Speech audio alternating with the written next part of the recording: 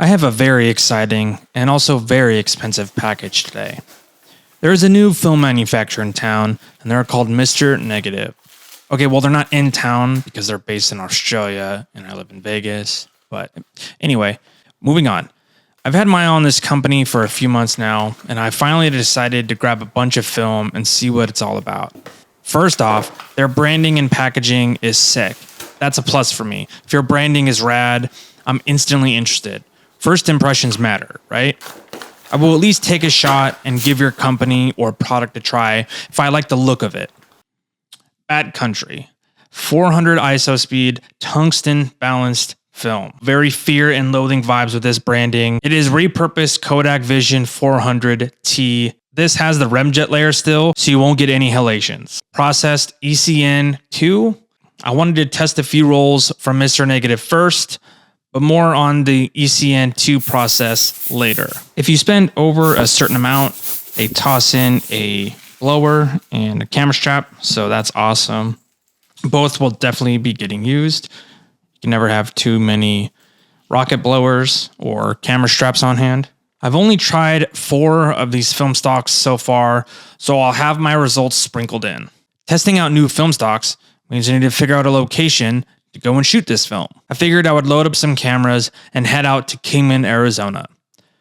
Mainly because they have this 1950s diner that looks pretty sick. And it's only about an hour and a half drive from Las Vegas. I'm always up for a little road trip, fill up the coffee thermos, throw on some music, and just hit the road. It's always exciting when you have intention to new films that hit the market, like a nerdy photo kid on Christmas. Back to the ECN and C41 process. What does it mean and what am I talking about? ECN2 and C41 refers to the development process used for these two types of photographic film. Film made for ECN2 development can be used for both motion picture and still photography. It has a remjet layer that protects it from various types of damage. It is also tungsten balanced, which means it produces a color correct rendering under artificial lighting. C41 film, on the other hand, are mostly daylight balanced and produce color correct results in natural light. There is also a difference in chemicals used when developing the film, which gives specific characteristics in terms of color. ECN2 colors tend to appear more muted as the process was designed to require post-processing and color correction after development. Conversely, C41 films will have more saturation and contrast after development. That being said, I hadn't paid any attention when I bought or even when I shot this film that there was a difference. It wasn't until I went to my local lab, shout out to PhotoShack, that I was aware of the 2 different types of processed film. PhotoShack doesn't process ECN2. Due to the chemicals, it would contaminate their other films, so it's not worth it for them to bother. As I've come to find out, most labs do not process ECN2, as it's just a hassle to deal with the chemicals of both. I went on the hunt on the internet and found a nice film lab. Shipped off my rolls of Bat Country and Silver Screen Negative. They sent me back my scans on their platform, which I can download. I'm glad my rolls made it okay and came out great. I'm always skeptical about shipping my film off because you just never know. The mail system, there's just way too many variables. And then by the time that lab does get it, most likely been a handful of days, maybe even a week or 2. And then if your stuff doesn't come out, it's just such a kick in the nuts. I spent quite a bit of time outside Mr. D's diner photographing its neon signs and its cool props like the cop car and this other weird car thing. So I thought it's only fitting since I'm here to stop inside and grab a bite to eat. I grabbed a coffee and their, like a bacon cheeseburger or whatever. It's pretty good. Not bad. As well as just generally exploring the area. They had some cool classic cars nearby. It was like some auto repair / car dealership, and also the Kingman Historic Visitors Center. With fries? Yes, please. You got it. Thank you.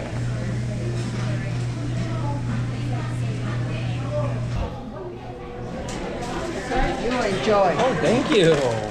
It's my favorite hamburger. Okay, thank you. Daylight Robbery is a 400 ISO speed film, 36 exposures, standard C41 process. I shot silver screen and daylight simultaneously, so you'll see those sprinkled in. You'll notice Daylight Robbery has a pretty specific look to it. It gives me very artistic lomography vibes and color palette. So this is definitely not an everyday use type of film. Nonetheless, always fun to have a different look of film sprinkled in there. Just finished a roll of Mr. Negative's Backcountry.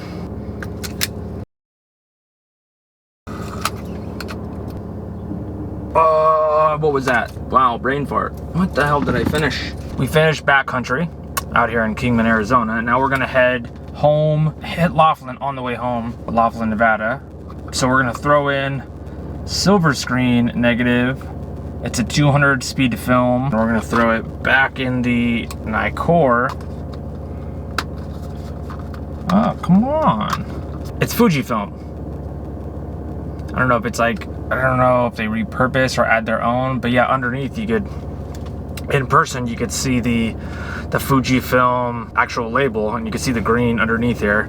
Now, I'm pretty sure on their website that they do mention that it is either Kodak, the Backcountry was Kodak, and the silver screen is Fuji, and I'm pretty sure they're transparent about those things on their website. It always just makes me laugh when I see the Kodak or Fuji label underneath these films, and not just them, other film manufacturers do the same thing. Got the Nikkor mat, the Minolta Hymatic, Contax T2, there's a GoPro in here somewhere, and then there's more cameras in the Brevetti backpack. We got a full house today.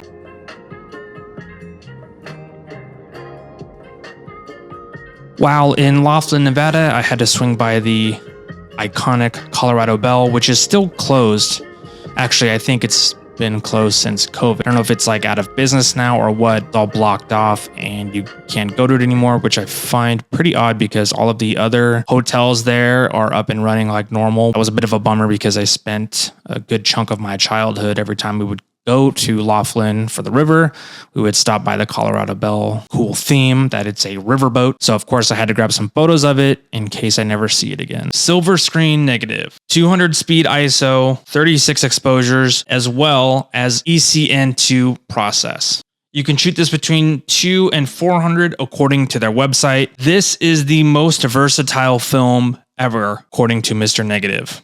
I brought the GoPro with me, which I've also been testing out. The style of capture is really amazing. It's compact. I could just flick it on, either set it down somewhere or keep it holding it in my hand, capture all the BTS, and then I could edit and chop it up later as I wish. Flick it on, record it all, and then condense it, cut it up, edit it later. Because it is the GoPro Max, it's a 360 camera, and I get all the freaking angles.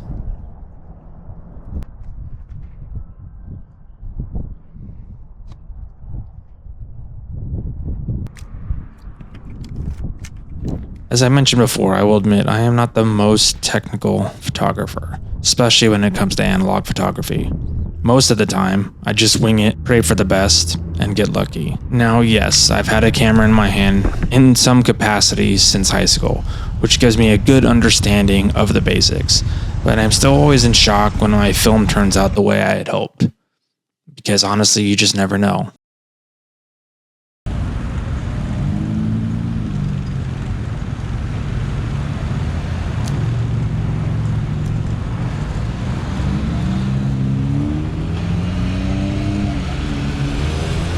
Zombie is a 400 speed film, and it's a collab with Film Never Die.